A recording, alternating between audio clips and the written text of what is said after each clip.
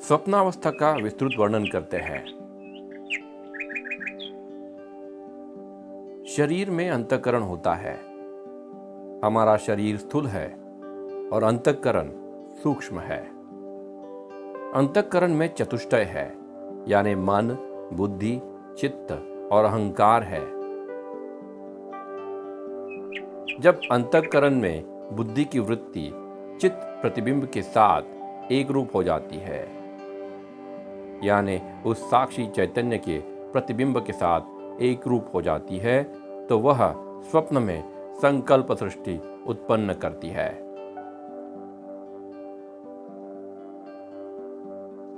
जब हम जागृत होते हैं तो जागृत अवस्था में बाह्य विषयों की रचना करके ज्ञानेंद्रियों के द्वारा बुद्धि उन्हें जानती है। यह जानना जरूरी है कि स्वप्न संसार की रचना होती कैसी है। अंतःकरण की वृत्ति और चित्त प्रतिबिंब एक होने से स्वप्न संसार की रचना होती है।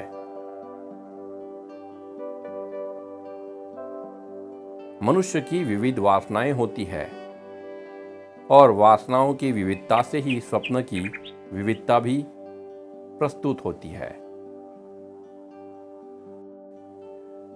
स्वप्न की रचना एक चलचित्र के समान है। आप अगर सिनेमागृह में जाते हैं तो वहां एक बड़ा पर्दा होता है। उस बड़े पर्दे पे अनेक चलचित्र बनते हैं और उनको दिखाने के लिए प्रकाश भी होता है। तो उस सिनेमा के लिए आपको प्रकाश की भी ज़रूरत है, आपको उस पर्दे की भी ज़रूरत है और आपको उस रील की ज़रूरत है जिसमें सारे चलचित्र है। बिना चित्रों के रील के और प्रकाश के संयोग के पर्दे पे कोई भी चित्रों का प्रक्षेपण नहीं हो सकता, कोई भी सिनेमा नहीं बन सकता। बिल्कुल इसी तरह बिना चेतना के अंतःकरण के स्वप्न में कुछ दिखाई नहीं देगा। चेतना का होना जरूरी है, किंतु केवल चेतना स्वप्न को निर्माण नहीं कर सकती। चेतना और अंतःकरण दोनों को एकत्र आना होगा, तभी स्वप्न की सृष्टि बनती है।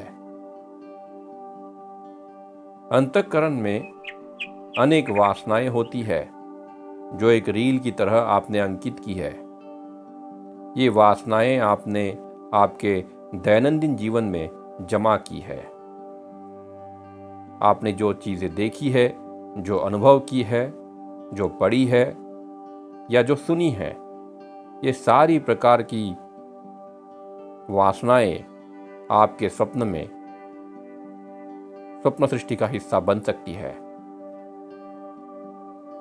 इन्हीं को हम संस्कार कहते हैं। यही वासना यानी संस्कार यानी इंप्रेशंस जो हम दिन भर में या पूरे जीवन में जमा करते हैं, उन्हीं की जोड़ तोड़ से, तोड़ मरोड़ से विविध प्रकार के स्वप्न बनते हैं। स्वप्न में कोई नया अनुभव या संस्कार नहीं बनता। इसीलिए स्वप्न अवस्था में आत्म साक्षात्कार भी नहीं हो सकता, वेदांत का ज्ञान भी नहीं हो सकता। आपको यह ज्ञान जागृत अवस्था में ही प्राप्त करना होगा और गहरी सुषुप्ति में, नींद में तो अहंकार का पूर्ण लय हो जाता है। उस समय भी आपको ज्ञान की प्राप्ति नहीं होगी। इसलिए 3 अवस्थाओं में स्वप्न, सुषुप्ति और जागृत, केवल जागृत अवस्था में ही आपको ज्ञान प्राप्त हो सकता है। इसीलिए कोई भी ज्ञान आपको जब मिलता है, किसी गुरु द्वारा मिलता है, तो उसे आप शांत होकर पूर्ण जागृत अवस्था में सुन लीजिए। केवल श्रवण कीजिए, उसके ऊपर विचार मंथन चिंतन उस वक्त मत कीजिए। अगर आप ये कहते हैं कि स्वप्न अवस्था में कई बार विचित्र बातें दिखाई देती है जो हमने कभी ना देखी है ना सुनी है, तो उसका एक ही कारण है कि कई बार हमारे जागृत अवस्था के जो अनुभव है उनका मिक्स एंड मैच हो जाता है, यानी उनकी खिचड़ी पक जाती है। अनेक प्रकार के दृश्य एक साथ आकर उनको तोड़ मरोड़ कर एक नई रील बन सकती है और वही आपको आपके स्वप्न में दिखाई देगी। जागृत अवस्था में अहंकार पूर्ण रूप से उदित होकर शरीर के साथ संपर्क में आता है और इंद्रियों के द्वारा बाह्य जगत की वस्तुओं को देखता है। वास्तविक रूप में देखा जाए तो आपकी इंद्रियां तो सूक्ष्म शरीर में होती है और जो दिखने वाली इंद्रियां हैं वह केवल उनकी खिड़कियां या झरोके हैं जिनसे सूक्ष्म शरीर बाहर की संसार की तरफ देखता है और विविध वस्तुओं का ज्ञान ग्रहण करता है। बाह्य जगत का संसार ईश्वर ने बनाया है, हमें पहले से बना बनाया मिला है, हम केवल उसको देखते रहते हैं, किंतु हम उसे शुद्ध सृष्टि की तरह नहीं देखते। हर व्यक्ति के अपने राग और द्वेष होते हैं जो ये बाह्य वस्तुओं को अपना अपना रंग देते हैं। इसीलिए हम बाह्य जगत की वस्तुओं को अच्छा बुरा कहते हैं और उसी तरह देखते हैं। कुछ वस्तुएं हमको अच्छी लगती है, कुछ खराब, कुछ दुख देने वाली तो कुछ सुख देने वाली।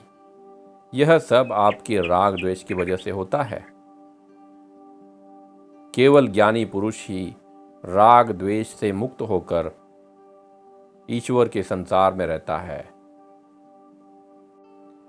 इस तरह हमने जान लिया कि 3 अवस्थाएं हैं, सुषुप्ति अवस्था, स्वप्न अवस्था और जागृत अवस्था। सुषुप्ति अवस्था में अहंकार पूर्णतः लय होता है। स्वप्न अवस्था में अहंकार अर्ध विकसित होता है और स्वप्न संसार की रचना करता है। जागृत अवस्था में अहंकार पूर्ण रूप से उदय होकर स्थूल शरीर के साथ एक रूप हो जाता है, बाह्य इंद्रियों के साथ मिलकर बाहर की वस्तुओं का ज्ञान प्राप्त करता है।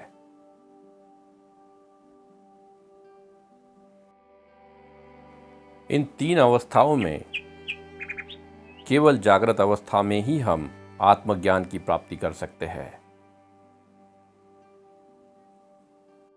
जागृत अवस्था में श्रवण मनन निधिध्यासन के मार्ग से हमें साक्षी चैतन्य और अहंकार को जान लेना चाहिए, दोनों का भेद जान लेना चाहिए और मुक्त होने का पूर्ण प्रयास करना चाहिए।